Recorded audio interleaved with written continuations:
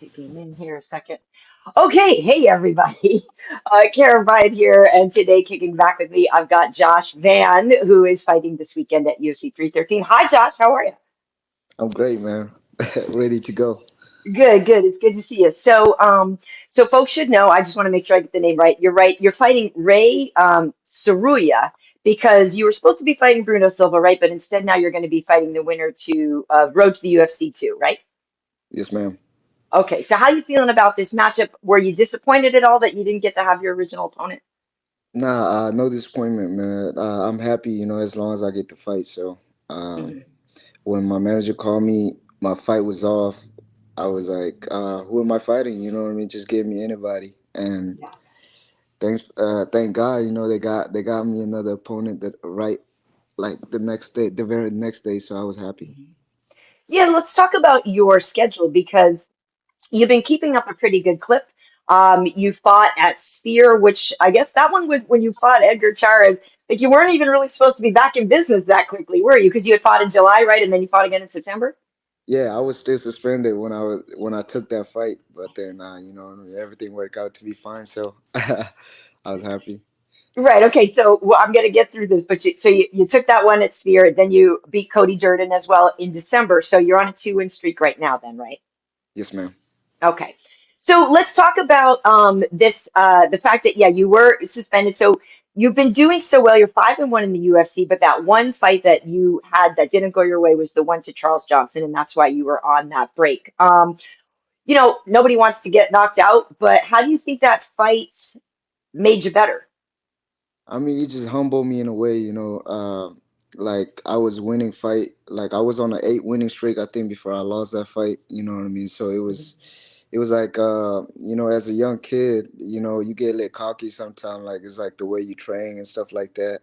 And on top of that, you know what I mean, my fight kept getting canceled back to back. So you know what I mean, I wasn't training like how I was supposed to, and I was overconfident, I would say. You know what I mean? So that loss make like it humbled me in a good way. So I was grateful, and I learned so much from that fight. Cool. Yeah, it's interesting. We always hear people say um, when they've been winning things or something, sometimes a loss gave them a chance to fix something that actually wasn't working, but they were squeaking by on anyway. You know what I mean? Yeah. Was there anything like that where you were like, all right, this actually gives me a chance to reset and fix a bad habit or something, even though I was winning, maybe I shouldn't have actually been doing this thing? Yeah, it was just that loss, man. It just make me like want to train even more. You know what I mean? Yeah. So it just kept me in the gyms and stuff like that. So yeah, in a good way, like it just humbled me. That's all I say. Nice. Okay, that makes sense. Okay, so then let's cut to the Chairez fight because I actually just watched that again this morning, and it's at Sphere, so that had to be pretty incredible. Was that part of the reason why you jumped in and were like, even though I'm not supposed to be fighting, I want to fight here? Yeah, I always like after a loss, I don't know what it is with fighters. Like after a loss, we always want to get back, as soon as Yeah. possible. So, I was trying to get back in there, but I was thinking like I would take like at least 2 to 3 months off and stuff like Mhm. that. Even my coaches were like, "Yeah, take your time. You still young and stuff like that." Right. So, but when the call came, and I didn't know it was at the Sphere. Like when my manager called me, I was like, "Okay, I'll take it." Yeah. And then I do the math. I went to the UFC event thing, and Yeah, then yeah, it was yeah. at the Sphere. So I was like, "Oh shit, it was at the Sphere. Let me call my coach." And then I called Daniel, my head coach. Yeah. And before I tell him I got a fight, I was like, "You can't say no, but I got some good news." And then he was like, "What is it?" He was like, "I got a fight, and I already said yes, so you can't say no." So I was, you know what I mean? I was, Yeah. I was like that. So he was like, "Okay, if you already said yes, then we can't say no. We just gotta train." Right. So yeah, Right. And that's Daniel Pineda, right? yes, ma'am. Yeah, okay, right. So then you guys get in there and that fight, um, it was pretty intense. And it looked like round two, you kind of, I don't know, I don't want to say woke up because obviously you were there in round one too, right? But round two changed and you were a man on fire. You almost got the finish there. Hmm. What happened in between rounds, or did something just click to you? Did you just need one round to figure out timing? it was in the first round. Edgar Chairez was like, he's not that tall, but his length Yeah. was Yeah, he is lanky. uh long as hell. So it was harder for me to figure him out. And then on top of that, I popped my left knee before a Mm, fight, like when we was doing a warm up yeah. for the fight. So I Oh, popped my shoot. knee, and I was worried about that. And then he kept kicking my calf as well. Yeah. So I was like, oh my god, like And Yeah. when I went back to the corner, Daniel and Frank, like my striking coach, they were like, "Look, man, if you don't go forward, you're gonna lose." So you know what I mean. So I was like, Hmm. "All right, like I already lost the first round. Let me just go in there and kill or be killed." Yeah. So that's what happened. It was pretty amazing, and your boxing is so good. And then obviously, like we said, you've gone on, you've beaten Cody. You know how to handle different kinds of fighters, right? Because obviously, you can face a wrestler, you can face a striker, you can face a lot of different kind of people. And coming into this fight, I guess you're number 14 right now, right, in your rankings. So Mhm. maybe this is I don't know how much you worry about climbing the rankings. Like, how much do you worry about getting guys that are numbered ahead of you? How much do you just figure keep winning is more important? Like, is it frustrating to now be fighting a guy that's coming off road to UFC? Wow, that's a big deal still. Are you worried it won't maybe move you as forward as much as you'd hoped? Uh, you know what I mean? Like I will be worried, but my opponent right now is a tough guy. You know what I mean? So Yeah. he's up and coming. So Hmm. the skill that he bring to the table is like uh is good for me. You know what I mean? Hmm. He's a ground guy. I think he was a wrestling champion or something like before that. You know what I mean? For me, for my future career, I think this is the guy that can help me. Getting prepared for those type of fights. So I feel like this is a better matchup than Bruno Silva because Bruno Silva, you know what I mean. He tend to get wild and stuff like that, Hmm. and that's an easier fight for me. You know what I mean. So Ray Saru, that's how you say his name, right?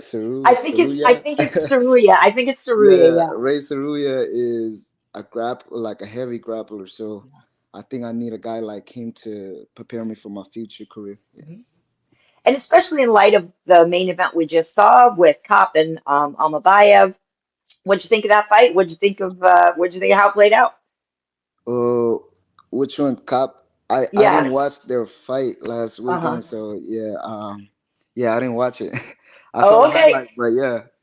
Yeah, it was good, but Kopp he's dialed in now, and I mean, not that he wasn't before, but now he Mhm. really seems really dialed in, and obviously looking for a rematch, I guess, with Pantoja. But what do you make of the division right now? And yeah, how do you see it? Because a lot of the people at the top have gotten a chance already, right? And there have been Mhm. rematches and things like that, and Pantoja is so great, but I'm curious where you think, you know, what you think of the division right now, and where your place is. The 125 division right now, the flyweight division is on fire. I think right now, Yeah. especially with they got myself. You know what I mean? They got Hmm. Manel, the champ, and Yeah. all these young guys that are coming up right now. So Hmm. I feel like this was like how the bantamweight was on fire. I think Yes. it was like that too. So I'm very very excited for all these new talent guys that are coming up and stuff like that too. So and Manel too. I feel like he's in his prime right now. Hmm. So shout out to. I mean, I'm happy for him. So Yeah. hopefully we get to fight in the future. I love what happened with the fact that you know, at one point the division was on the brink. It was almost gone. And then Hmm. you guys are on fire now. I agree with you. Bantamweight had their moment and they have so much talent there. It's a very deep division. But you guys are doing more now. You're getting more finishes. Like you're more exciting. People should know your boxing is fantastic. Was that your first skill, right? And because you are still so young, so how early did you start doing that? Because you're incredible. Was that something you started all the way back in Myanmar, or is that something you only did once you got to the States? Uh, this was I started boxing when I lost my first fight Mm, in the local scene. So hmm. I think I've been doing boxing for 2 years now. But Hmm. like in Texas, I used to fight a lot in the street or in school Okay. and stuff like that. So like when you fight there, they don't like holding or kickings or something like that. So Yeah. in Texas when we fight, it was like mostly hands. So Yeah. you know what I mean. As a young age, I fall in love with my hand.